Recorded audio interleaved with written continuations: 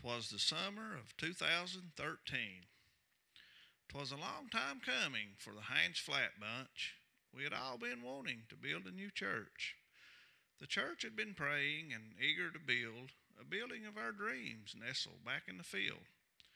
The maintenance on our old church was working us to death, while the vision of a new church danced through our heads. It all started with a phone call to Ray. We told him how we wanted a new church someday. Ray said, "I have a friend with a pen in his hand. Just tell him what you want and he'll draw up your plans."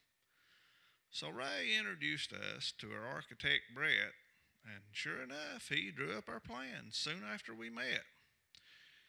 Then we had a little meeting, asked all to gather round, and we grabbed a few shovels and finally broke ground. Well, we sized up our property and measured off center, then got the pad poured just before winter. Ray had told us of some people that could come help us out, but just like Thomas, I had my doubts. It wasn't very long till they were well on their way, and all they wanted was a good place to stay. Now, Carolyn had the toughest job, making sure they all had a bed, while Kim likewise had to see they got fed. It was the early part of summer 2013, actually June the 8th, so it was really late spring. While Jason and his Bible and the church and their plot was about to begin a full summer's job. When out on the pad there arose such a clatter, I sprang from my truck to see what was the matter. When what to my wondering eyes should appear, a fellow named Bourbon with a host of volunteers. They said a little prayer, then they all went to work. I knew right away we'd soon have a church.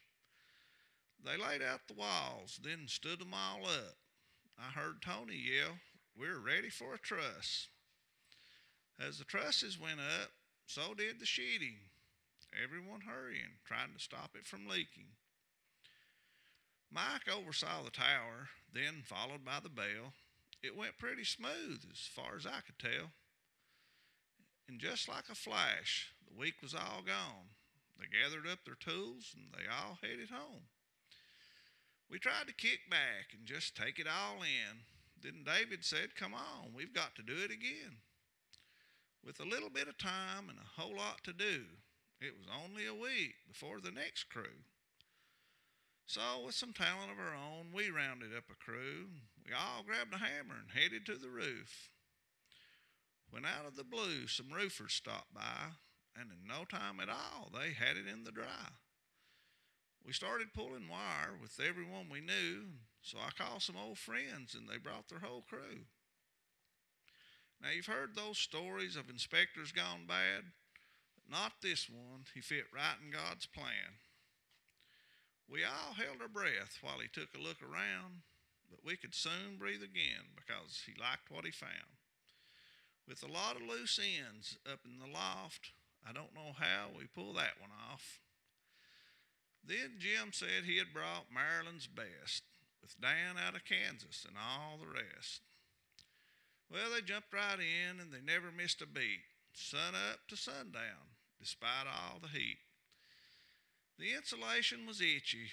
We could all feel their pain, but not one time did they ever complain. The way the women hung the vinyl around the soffits and eaves, they were setting the bar high for us men when they leave. As the crane rolled in, so did the people. We all had to watch while Roger and John set the steeple.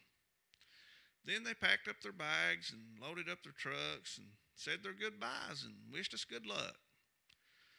Soon out of Virginia came a 5-man crew. In just a few days, they'd built the drive-through. Then Ray called up some of his old buds, and they helped us out with some drywall mud. While a gang rolled in from the Buckeye State with sprayers and rollers and threw on some paint. The next group said they could only stay a while, but they stayed long enough to lay down some tile. It was all taking shape and going really quick, so we called up some guys and they started laying brick. But soon winter rolled in, things kind of slowed down. With no electricity, seemed we had our hands bound. With the wedding coming up and a deadline to meet, well, just to be honest, it was looking pretty bleak. Well, we had our weekly meetings in the fellowship hall. When David broke the news, he had gotten a phone call. It was all good news, I could tell by his grin. It was Roger out of Maryland. He was coming back again. Now, he rolled in with his hometown pack, and 3 days later, we were back on track. Well, the wedding went off without even a glitch. Micah and Whitney had finally gotten hitched. Now, some local contractors, and there were a bunch, they all helped us out with the finishing touch. With Easter in sight and a goal to move in, the Haynes Flat crew came through again. Now, the resurrection story was preached here first because we celebrated Easter in our brand new church. So if you're ever passing through, just stop by and see us. We'll be right here telling people about Jesus.